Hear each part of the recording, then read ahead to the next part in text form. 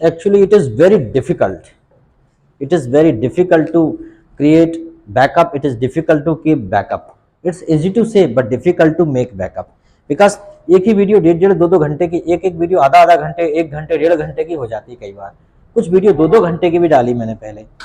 तो आप अगर कोई भी चैप्टर पढ़ा रहे हो तो एक छोटे से वीडियो में आप उसे कवर नहीं कर पाते, या फिर ऐसा कि पार्ट 1 पार्ट 2 पार्ट 3 करो। समय हमारे पास बड़ा सीमित है ना। स्पोकन की वीडियो रोज रोज वो ही नहीं बना सकते ना।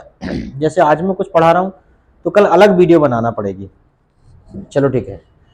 Good evening everybody once again, how are you? Today I am going to teach you the basics of spoken English, the very basic chapter of spoken English. How can we learn English?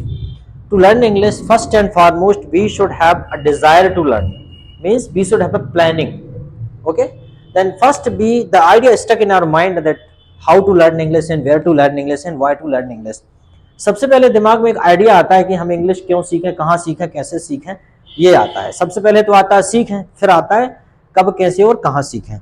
अब जैसे तैसे आपको पता चल गया कि coaching में हम जाके इंग्लिश सीख सकते हैं। मान लो अब आप इस कोचिंग में यहाँ पे आ गए, आपको लगता है यहाँ अंग्रेजी सीख सकते हैं। इस बात में दो राय नहीं है कि आप नहीं सीख सकते, क्योंकि इसके पहले सैकड़ों बच्चे यहाँ से अंग्रेजी सीख के निकले हैं और वह अपने जीवन में अच्छा बेहतर कुछ ना कुछ कर रहे हैं। समझ में आया? तो इससे यह बात तो स्वयं सिद्ध हो जाती है कि अंग्रेजी यहाँ सीखते ही हैं, मतलब कोचिंग में कोई खराबी नहीं है। जो भी कमी है वो स्टूडेंट में है जो नहीं सीख पाए उनमें, बिकॉज इतने सारे बच्चे सीखे हैं। इससे हम इस कंक्लूजन पे पहुंच सकते हैं कि हम भी सीख सकते हैं। अब आप कोचिंग तक पहुंच गए, अब कोचिंग में आने से ही अंग्रेजी नहीं सीखते। अब अंग्रेजी कैसे सीखते हैं? उदाहरण के तौर पे मिस्टर लक्ष्मण, मान लीजिए आप एक्सरसाइज करने जाते हो। अब एक्सरसाइज करने गए आप, मान लीजिए, और आप जिम में जाके आईने के सामने खड़े हो गए। पहले दिन भी आपने यही किया, दूसरे दिन भी यही किया, तीसरे दिन भी यही किया, चौथे दिन भी यही किया। अब मुझे बताइए 1 महीने बाद फिर उसी आईने के सामने आप खड़े हो गए, तो क्या आप में परिवर्तन समझ में आएगा? नहीं आएगा। लेकिन जब आप वहां जाएंगे, मेहनत करेंगे, आपका जो ट्रेनर है वो आपको ट्रेन करेगा, वो आपको गाइड करेगा कि कैसे करना है, बाइसेप, ट्राइसेप, थाइस, मसल्स, ठीक है, स्टमक, बेली फैट, सब कैसे कैसे रिड्यूस करना है, कैसे इंक्रीज करना है, वो जब तक आपको बताएगा और उस आधार पे आप उसके इंस्ट्रक्शन को फॉलो करोगे, एक समय लगेगा कि आपका शरीर एक शेप में आ जाएगा।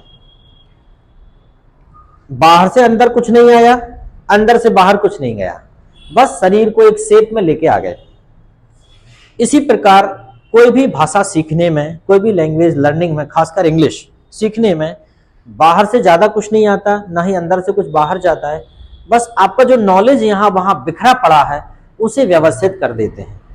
अंग्रेजी सीखना बिल्कुल वैसा ही है जैसा कि एक्सरसाइज करके हम अपने शरीर को बनाते हैं, क्योंकि मेहनत तो आप रोज करते हो, रोज आप झाड़ू लगाते हैं, रोज काम करते हैं, रोज कुछ ना कुछ करते हैं, रोज साइकिल चलाते हैं, रोज गाड़ी चलाते हैं, रोज उठते बैठते हैं, रोज करते हैं। लेकिन उसी को सिस्टमैटिक जब बैठना उठना हो जाए, सिस्टमैटिक बैठक लगाना हो जाए, सिस्टमैटिक पैर कैसे करना है वो हो जाए, सिस्टमैटिक पुशअप करना हो जाए, तो एक्सरसाइज हो जाती है, शरीर को शेप मिलता है।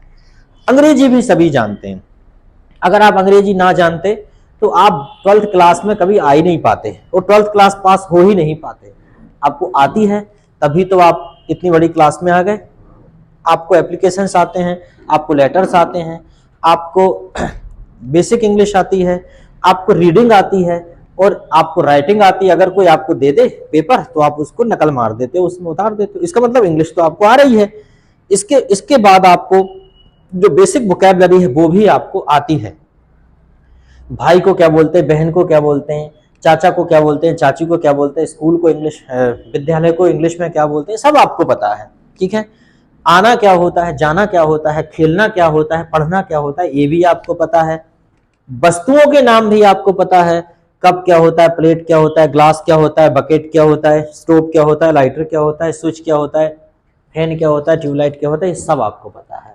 ठीक है, अब जब सब पता है फिर भी हम क्यों नहीं बोल पाते? क्यों नहीं बोल पाते? क्योंकि पता तो है लेकिन प्रैक्टिस नहीं है। पता तो है लेकिन सिस्टम नहीं है। समझ में आया? कोई भी काम करने का एक सिस्टम होता है। अगर आपको सिस्टम पता नहीं है, टूल्स तो हैं आपके पास, लेकिन वो टूल्स को अरेंज कैसे करना है वो आपको पता नहीं है, तो आप वो काम नहीं कर पाएंगे। Am right? बस इतनी सी बात है। ज्ञान सब है आपके पास, बस ये है कि उस ज्ञान को आपको सही जगह पे सही सेट करना नहीं आता। जब हम अंग्रेजी